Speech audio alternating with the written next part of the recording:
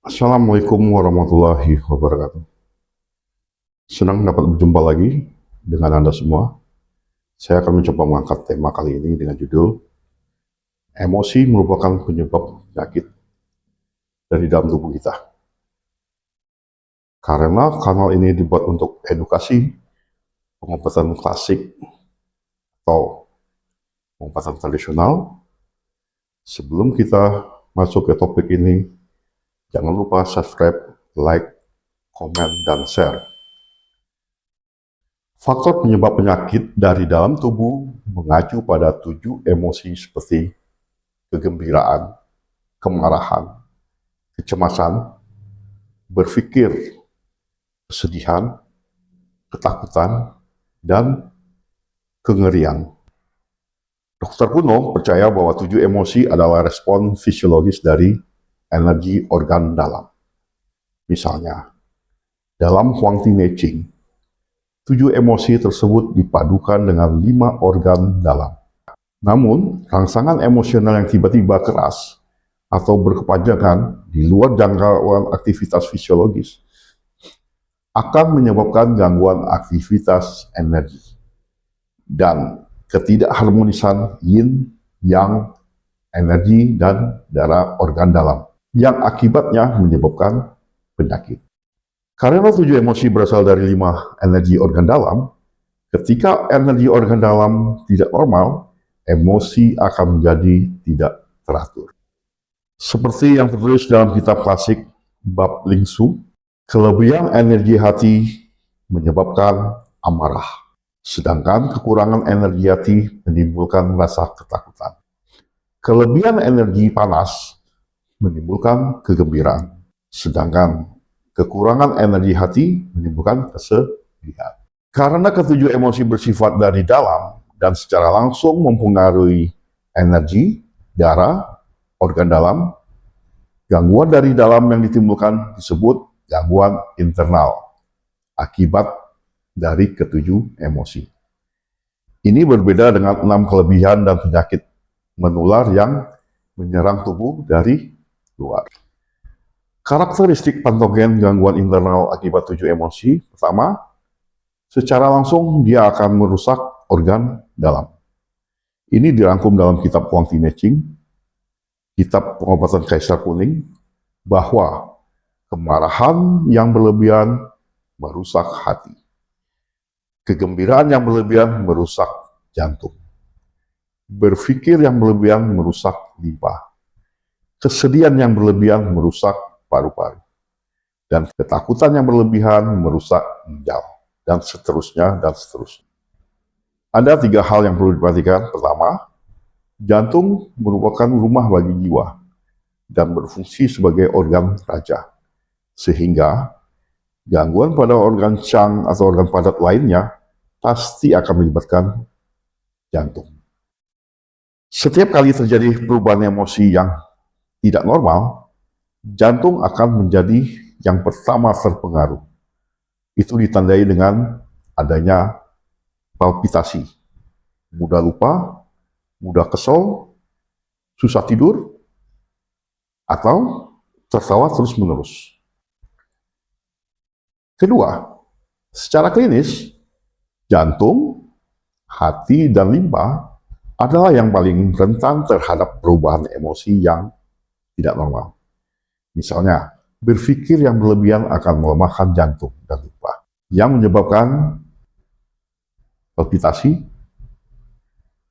atau jantung berdebar-debar, mudah lupa, keringat di waktu malam, lesu, gangguan makan, dan susah tidur.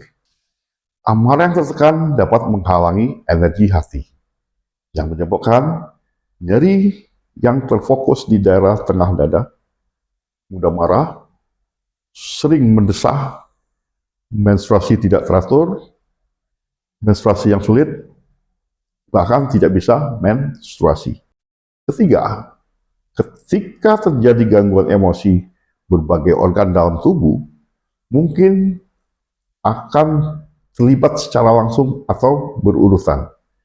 Misalnya, depresi dan amarah dapat merusak hati. dan aliran energi hati yang buruk juga dapat menyerang limpa dan lambung. Atau paru-paru mengakibatkan api hati menghanguskan logam. Logam di sini simbol dari paru-paru. Ketidakseimbangan antara hati dan limpa, serta ketidakharmonisan antara hati dan lambung, dan sebagainya. Berbeda dengan 6 faktor iklim yang tidak normal, gangguan emosional seringkali secara langsung mempengaruhi pergerakan energi seperti yang dikatakan dalam Swen atau kitab Adab Swen. Kemarahan yang berlebihan mendorong energi untuk bergerak ke atas. Kegembiraan yang berlebihan mengendurkan aktivitas energi. Melamun yang berlebihan akan menghambat energi. Kesedihan yang berlebihan akan menguras energi. Ketakutan yang berlebihan mengganggu energi, dan kecemasan yang berlebihan akan menekan energi. Hal ini dibahas secara rinci sebagai berikut. Kemarahan yang berlebihan menggerakkan energi untuk bergerak ke atas. Kemarahan atau amarah yang besar membuat energi melonjak ke atas, bahkan mengalirkan darah besarnya. Ditandai dengan nyeri yang hebat di kepala dan mata. Kulit dan mata memerah, muntah darah, pingsan, terhengah-hengah atau mengi, atau bahkan batuk yang mengeluarkan darah. Yang perlu diperhatikan adalah bahwa kemarahan juga dapat menggerakkan energi hati agar bergerak melintang, bukannya ke atas. Sehingga dia akan mempengaruhi limpa dan lambung. Dengan gejala yang ditunjuki adalah nafsu makan yang bermasalah, rasa tidak nyaman atau nyeri yang membesar di lambung atau perut, dan diare. Kegembiraan yang berlebihan mengendurkan aktivitas energi. Ini mencakup dua makna. Yang pertama, merujuk pada kondisi pergerakan energi yang sehat dan normal, lancar dan teratur. Yang kedua, merujuk pada kondisi pergerakan energi yang tidak sehat dan tidak normal, atau tidak lancar dan tidak teratur. Biasanya, kegembiraan dapat menyelaraskan energi dan darah, serta menenangkan pikiran. Namun, ekstasi yang tiba-tiba, intens, dan berlebihan dapat menundurkan energi jantung dan mengacaukan pikiran, yang menyebabkan ketidakmampuan berkonsentrasi, linglung, dan bahkan maniak.